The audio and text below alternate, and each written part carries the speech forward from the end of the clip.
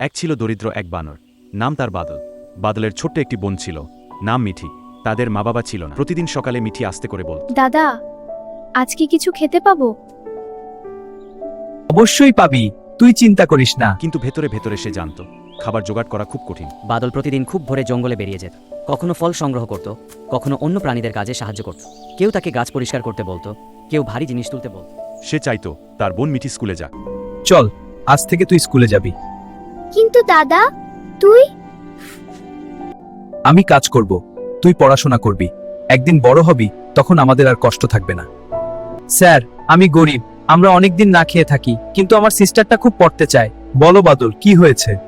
আমি সারাদিন কাজ করি শুধু এই জন্যই, যেন আমার সিস্টার মানুষ হতে পারে।